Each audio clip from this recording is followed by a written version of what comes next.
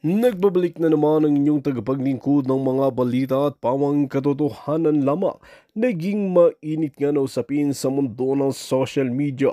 Talaga naman na napahagulgol nga itong sikuting ng norte na ito dahil talagang pinatunayan at paparusahan nga itong si Lisa Satanas na ito dahil pinapatunayan na ang kanyang pagiging sangkot at pagbebenta sa mga ilang mga pulburo.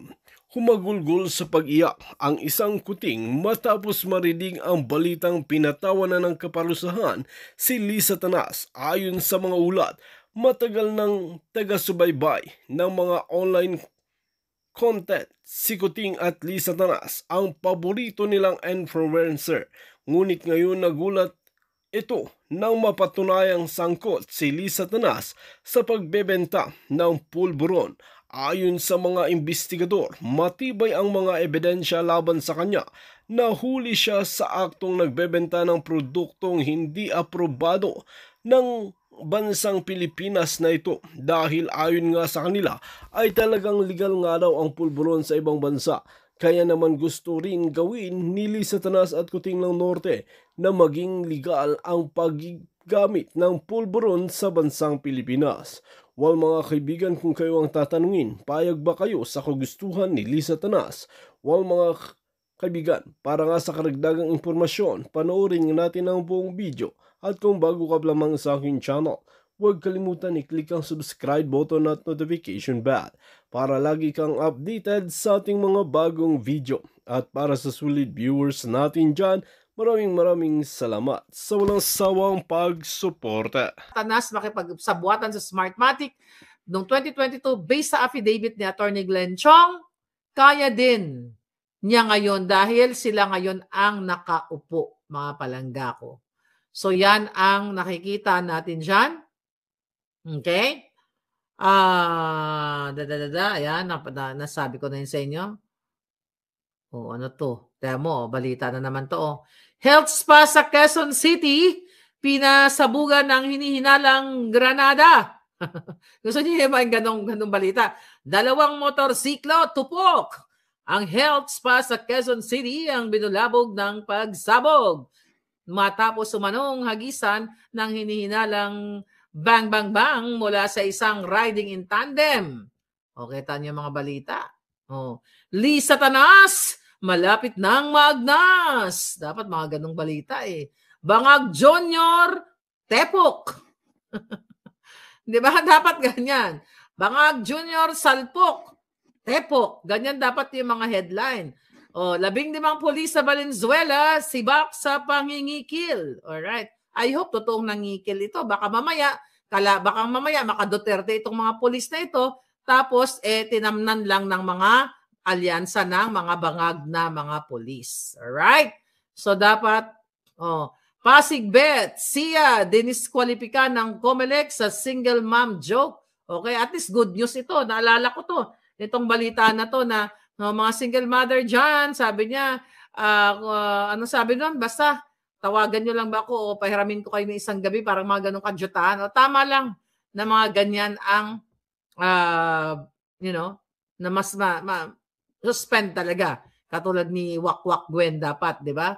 Ayan, defiant pa rin yung hayop na yan. So anyway, ano to? Sabi ng mga bangag, ito si Asidre, kaduda-duda ang pag-file ng impeachment ng Duterte Youth Party List. Ito daw ay kaduda-duda. Kaduda-duda? Pero yung pag-file nyo kay Inday Sara, hindi ba kaduda-duda? Hindi ba pang politika? Pamumulitika? Sabi nila, ang tanong ko lang sa impeachment, may 2 linggo na lang pagbabalik namin ng sesyon. Hindi ko alam kung may saktong oras pa. May only, walang kwentang balita. So anyway, kaduda-duda, kapag tayo mga nagpa-file, laban kay bangag, kaduda-duda. Pero pag file nila kay Inday Sara na nagkabayaran, di ba? Nagkabigayan ng malaking ayuda, so tama. See, nakita nyo ang injustice at yung ang unfair na pagtrato nila sa mga pangyayari. Ano to? Ba? Si Pacquiao. Nako. Ano si Dodong Pacquiao? Basahin natin dito. Hindi politika, kundi pagkakaisa. Sabi ni Dodong Manny kag ni Bam Aquino, ayan. Shoot sa inadoro tong mga ito. Ano magawin mo ng Dodong Manny? Magboksing-boksing ka na, tiguwang ka na kasi ayaw mo pang, huwag na iboto si Dodong ha. Baka managinip na naman yun, kabayo na naman. Ang nakakaloka lang ngayon, walang debate. Bakit kayo, ito nga by the way, bigla ko naalala. Kayong mga mainstream media, bakit walang debate ngayon? Bakit hindi niimbita ang mga alyansa ng mga bangag para ipinadebate nyo sa aming Duterte 10?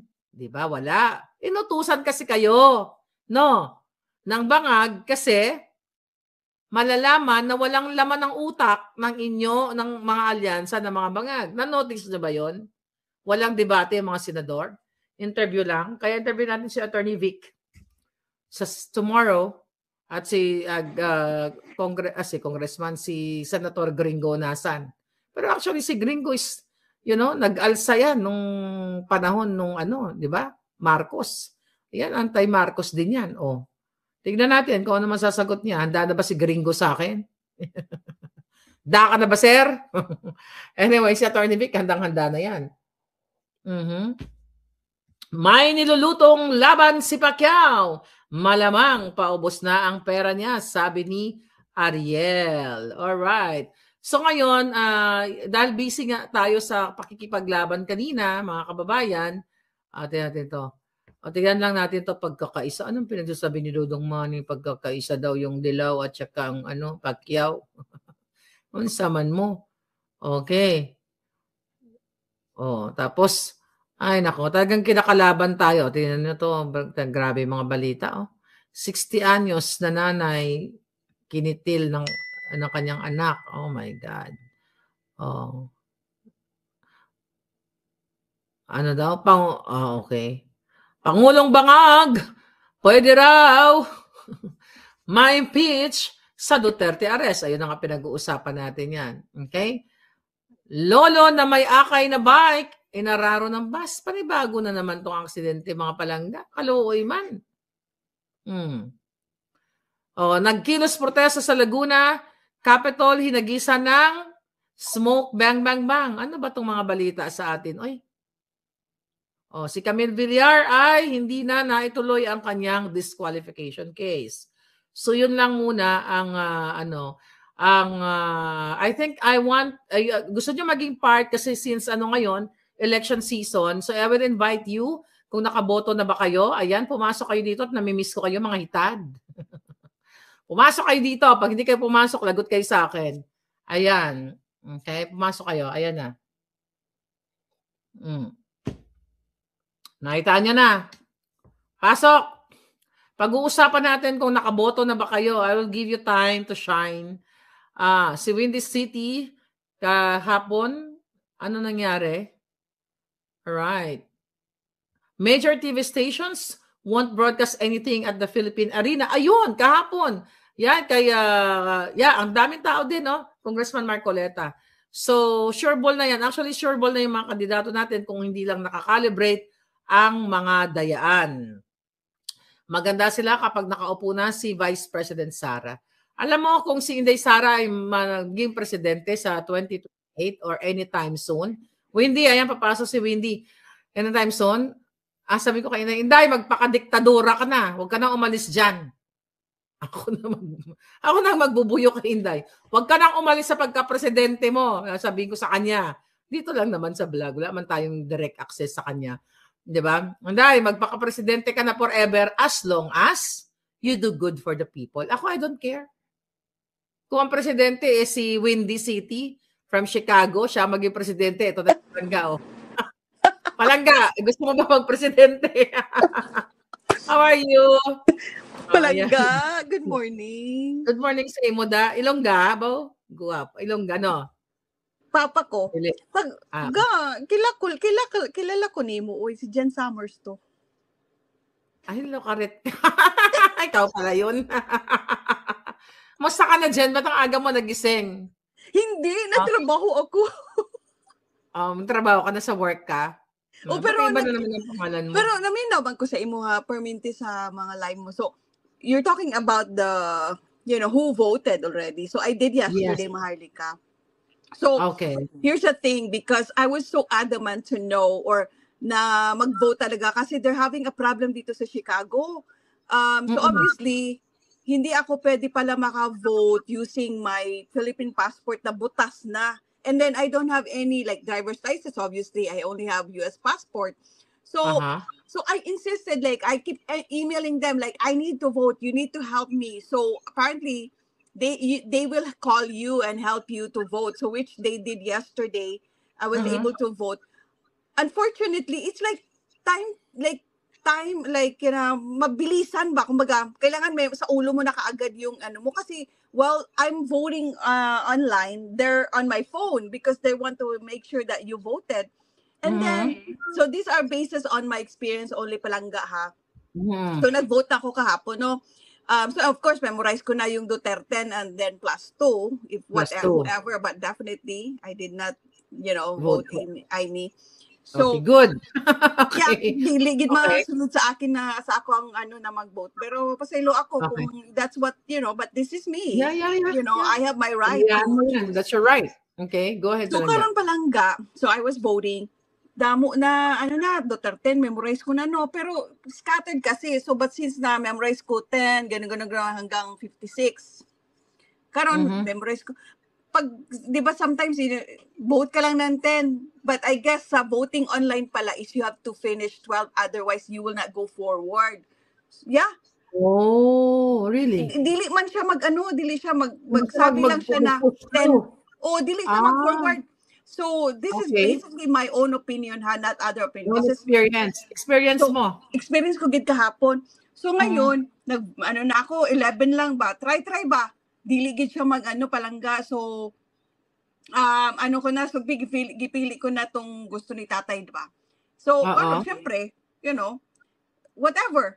So and then ka na sa party list. Anda mo nga party list karon na sige ko pangita kang PPP sa ato ba na kung dili gid ka maging vigilant ka ng pugson mo lang ng oras mo kasi kakatanaw ba nga hanap ng party list. So focus gid ka sa online, focus gid ka ba nga nagaboto ka, and then pay attention gid ka kay malibog ka sa mga gipangsulat di kay scattered gid siya Palangga.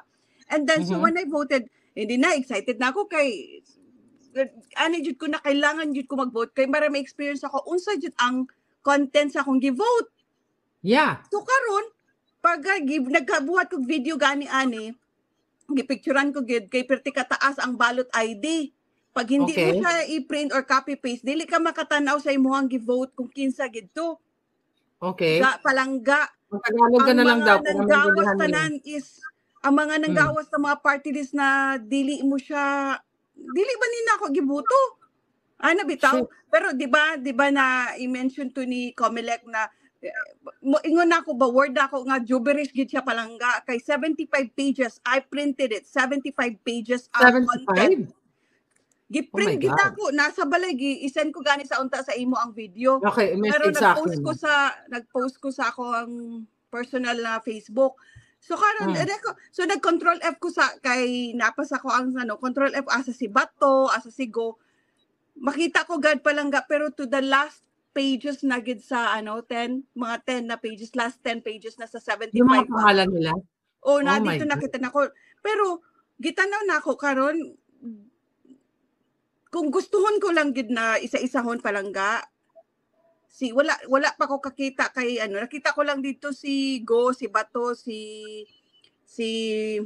Rodriguez, singer, si Bondok, si Attorney Vic Rodriguez, si si Marcoleta.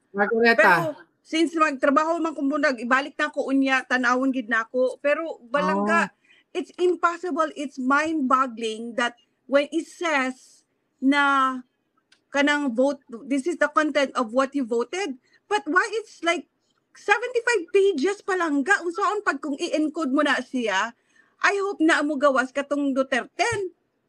Ano yung 75 pages yung kay ani na siya Palangga. ani na siya, kung tayo no, Tagalog na lang daw para maintindihan nila. Oh, sorry. So, ganito kasi yan. So, nakita ko na didre sa computer no, na sabi, yung content sa binote mo. So, karon ang manggawas, maglabas dyan, puro mga gibberish, yung different characters. No, Okay. characters. And then, so I copy-paste that. I actually, nasa email ko, you will see it. Email mo sa- Yesterday, ito palangga, this is exactly what came out. Anong gustong umakyat kayo? Andyan yung link. Okay, go You see ahead. palangga? Yeah, I can see it. Oh, this, kay copy and paste ko siya. This is Yan yung parang sa'yo, yung acknowledgement. Yes! Oh my God, ang haba. Di ba, sige, i-email mo yan sa akin para ipakita ko kay Attorney Glenn, para Attorney Glenn Chong, para ma-assess niya. Alam mo naman, eksperto yun. Ako naman, hindi ako high-tech, so forward natin sa kanya. So, palangga, since it says that this is your ballot ID, and then if you don't know to copy and paste it, like example, typical Filipino na dili mag-ano sa computer, bitaw, yung hindi masyadong alam. So what I did is, ito yung ballot ID ko. And then bumalik ako sa online kung saan ako nag-vote. And yun na nga, kung i-print ko ito, 75 pages to palangga. 75 pages. Forward mo na lang sa akin yan. I will. Para paaralan ni Attorney Glenn. Para correct. we can file counter, whatever. I made sure talaga palangga na ayan, email ko palangga. Kasi if those people that are, they don't care, like, okay, I voted, and then... Yeah. Lalo na yung mga elderly, no? Walang tiyaga yan sa mga So, it's like, why can they just make simple things so complicated when you can just put 12 senator and 1 party list? Ginawa nga nila yung online voting na yan para makalibrate nila kung sino ang mananalo, which is yun yung topic, di ba, namin the other day. So, it's good thing na mayroon kang ganyang ebidensya, so para ma-assess ng ating mga expert like Attorney Glenn, nila General Rio. Sa lahat po ng mga nandito ngayon na nakaboto niya, pwede po kayong umakyat, nandyan yung link so you can share your experience para ma-share natin sa ating mga kababayan kasi we still have what? How many days pa tayo? Thursday 9, dito, Friday, Saturday, 4 days. 4 days palangga. Oo, 4 days pa tayo. Grabe, oo. Sige lang. Pa-assess natin yan. So, I'm glad talagang binoto mo ang okay, meron lang akong gugurgurin palangga. Gusto kong gurgurin to. May ginurgur lang ako. Okay. Ang tawag daw dyan ay JSON code, sabi ni Valeria Banda. Well, nawala si Wendy. Si Jen Summers palangga. Alright, nawala ka, Wendy. So, sa lahat ng gustong mag-share ng inyong mga experience sa buhay, ng pag-ibig, pwede kayo mag-share at umakyat kayo dyan. Ayan, nandyan po ang ating link. But ganun pa man, kausapin natin ang ating mga kaibigan, ang ating mga pamilya, lahat kayo dyan na nakikinig sa akin. Kung gusto nyo ng maayos ang Pilipinas, huwag kayong bumoto ng malansa. So nawala si Jen, si Windy, City in Chicago. Kaya tawagin natin si Ibyang. Ibyang, handa ka na ba sa linggo? Palangga na? Sige palangga. I'll see you again. Tawag na ako, nawala ka. Thank you. Please email sa ako ha. Okay. Thank you. Bye-bye. I like your glasses. Purple. Bye. Okay, bye-bye. All right. Asan si Ibyang? Ibyang, dito na. Hi. Andito kami sa UK. Ibyang, saan ka? Sa UK? Naku, di tayo nagtagpo dyan. Ba't wala kang alindog ngayon? Katago ka. Hindi ko yan yung cam ko kasi nakapajama ako. Naisip ako. Okay lang. So, nakaboto ka na? Nakaboto na. Tapos, pupunta nga kami ng Netherlands sa 24 kasi may activity. Aba, baka magkita-kita tayo doon. Ang alindog ko. Ay, masaya to. Ay, masaya ito ha. Ganon din yung experience. Ganon din yung experience namin, yung sinasabi ni ate kanina. Ganon din. Okay. Tapos, lumabas yung mga pangalan ng binoto mo doon sa pinakadulong pages na kasi talagang pinagtyaga ko siyang i-scroll habang naka-video yung asawa ko, binibideo niya yung pagboto. Okay. Pinagtyagaan ko siyang i-scroll hanggang sa dulo. Lumalabas lahat ng pangalan ng mga hindi mo binoto. Pero lumabas yung mga pangalan. yung mga hindi mo Pwede binoto. mo ba i-email sa akin yan? Andyan yung Oh, email sige. natin para ma-forward natin kay Attorney Glenn para mapag-aralan din nila. Oh, Okay, sige. So ano yun, nung bumoto ka, gaano katagal yung proseso ng pagboto mo? Matagal. Ito nga yung ang duda ko, kaya nila ginawang online tong OFW voting. I think is para, alam nila kasi sa OFW, lamado talaga ang endorsement Duterte. ni Duterte.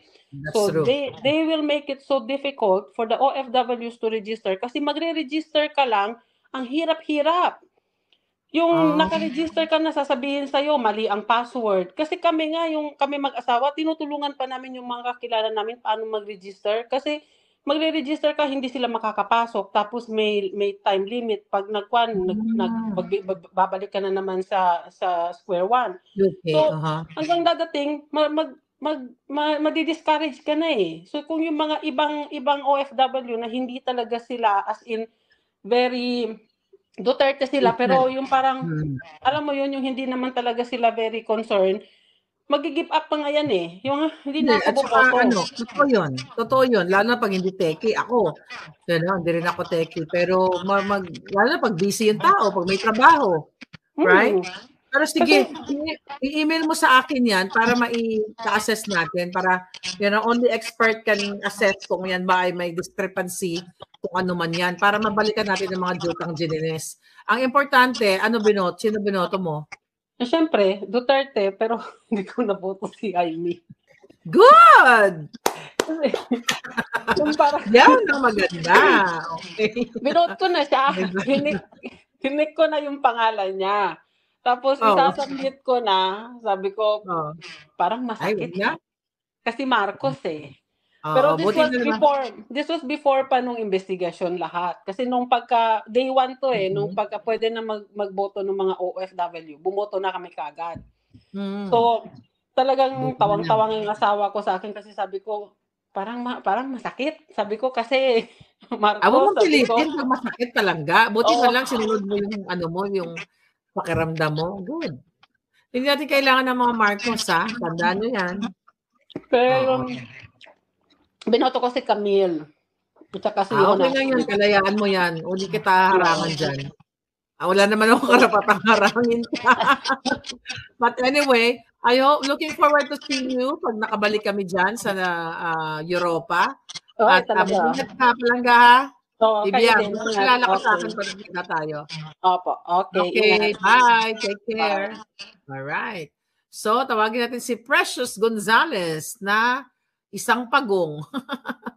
Precious, you're there? Isa ka palang pagong. Lumalangoy ka pa. Hi! Ang saya ko, Madam Maharlika. Hi, Precious. Asan ka ngayon? Sa Taguig kami, umuulan ng pera dito, Madam. Charing. Ayan. Oh my God. Kaya pala pagong ka ngayon, nagtatago ka sa baka mag-gurgur ka. So anyway, bakit umuulan ng pera dyan sa Taguig? Ipaliwanag mo sa amin. Ay, marami. Meron kaming pa-solo parent, meron kaming pa-senior citizen, meron kaming ladies. Pero solo parent ako, yun lang nakuha ko. Kasi kasama talaga. Pero yung iba, kompleto. So teka muna, explain mo. Itong mga ayuda ba ang tawag dyan? Hindi ko alam kung anong tawag. Oo, baka yan solo parent. Magkano mo na nakubra mo ngayon? Pag-usapan natin nakubra mo. 3,000. Ay, meron akong proof niyan, ha? Gusto ko nga ipadala sa iyo, Madam. Pinadala ko. Sige, pinadala ko dun sa isang ka-DDS, pero hindi ako pinost sa niya. Sa iyo ko na lang ipadala. Ngayon nag-usap na tayo, syempre po-post natin yan. Tatakpan lang natin alindog mo. Teka muna, gusto ko malaman, at malaman na ating mga kababayan, kailan mo natanggap yung pa-solo parent aid, ayuda na yan? Tandang-tanda ko, April 24. April 24. Ano ang sabi nila? Sino-sino yung nagbigay? Mga politiko ba? Papaano? May grupo kasi kami, tapos sasabihin sa'yo, kailangan, Madam Habongga, 4 na ID, pero hindi pwede ang voter's ID. Hindi pwede yung BIR ID pag hindi naka-address sa Taguig. 4 na ID ang hinihingi? Dahil lang. Oo. Sorry 4. O, anong Sabi ko ang mga ID pinresent mo? Parang ang 4 na ID pinresent nun. ko Oh. ang na-present ko, na-reject, sabi 3 lang daw, binawi 3 na lang. Eh, di 3 ID, yung solo parent, tapos SS, siyempre bongga may passport ako. Aba, mayaman ka kasi may Oo, baka passport. oo, bongga nga 'pag may Teka muna, so talagang gano'n yung hinihingi nila? oo, gano'n. Pero wala Mm. namang sinabi sa'yo na iboto si ganito, si ganyan? Ay hindi, nandodoon yung team, alam niyo na kung sino yung mga nandito sa Taguig. Sino yun? Nandun Hindi ko yung ano, Cayetano? yes, nandito yung buong ano niya, buong team niya. 'Pag nagbigay sila usually may mga area na Mm. nandun yung buong team. Nandun yung Wow. buong oo, parang So free meron camp na kaya palang sabi ko walang ano, meeting de avance, dun na yung ano, teka bigayan. muna, interesado lang ako yung tungkol sa solo parent na yan. Paano ka maka-qualify diyan? Pupunta ka sa ano, kukuha ka muna ng residency, Okey. tapos i-CCI ka. Putragis 3,000 Pe i-CCI ka pa. Ay hindi, ano 'yan, madam, ano Ano 'yan, yan? ano, ah, yung pagiging solo parent matagal na, pero yung ayuda Hmm, kaya nga inis ako sa mga Tulfo kasi tsaka kay Riza Ontiveros sabi meron daw pa-ayuda ang mga solo parent. okey. Pero 'di ba sabi batas na, pumunta pa ako ng DSWD sa Maynila, sabi sa'kin, Okey. "Wala naman 'yan," sabi. Tapos punta ulit ako sa Taguig, sabi, "Antayin niyo after 1 year daw ang batas bago ayun basta magiging tunay Bago na batas." bago yung batas. Oo, Ah, sabi tapos solo sabi parent. aaprubahan Mhm. pa raw ni mayor, nasa konseho na. Naka-renew na lang ako ng ID, wala pa rin. Tapos Okey. nung nakaupo na yung BBM administration, unang bugso, nakatanggap ako, may ano daw, kasi parang si si Imee, basta may gano'n siya daw, may hawak ng DSWD, nakatanggap kaagad ako. Kasi Committee, yung committee niya. oo, committee niya, gano'n daw. Oo. So sabi ko, hanggang sa sige, ay ang tuwa namin dahil solo parent pinahalagahan.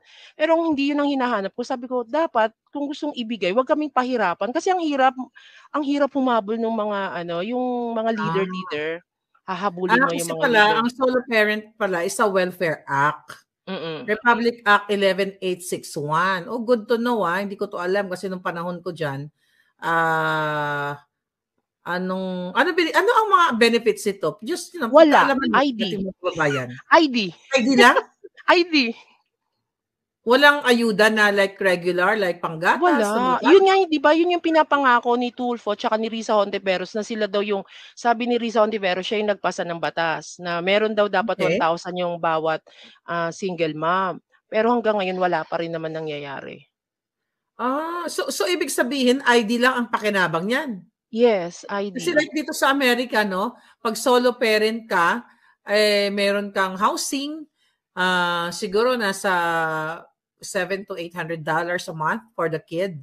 Then, meron kang mga kung ano-ano, mga ano, I don't know kung anong tawag lang sa program na yon. So sa atin Wala, meron naman palang batas na ganyan, pero meron. ID lang ang pakinabang. Tapos pagka nagwo-work na kasi ako ngayon, Hmm. sabi ko, 'di nakipaglaban ako, 'di ba dapat wala na kaming ano, PhilHealth. Ay hindi, nagwo-work ka dapat kuhanan ka, magbayad ka. Oh my. Pero 'di ba may certain ano ka lang na let's say kung ang kita mo is hindi naman gano'n kalaki ay, papaano ba? Dun Wala, dapat basta magbabayad ka, hindi daw po pinag-uusapan dun kung ganito lang yung kita mo, wala sa gano'n.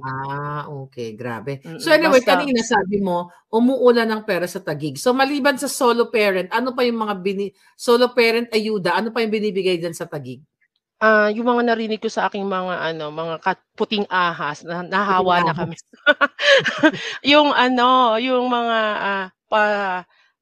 ano yun, pa-senior, tapos meron silang, ah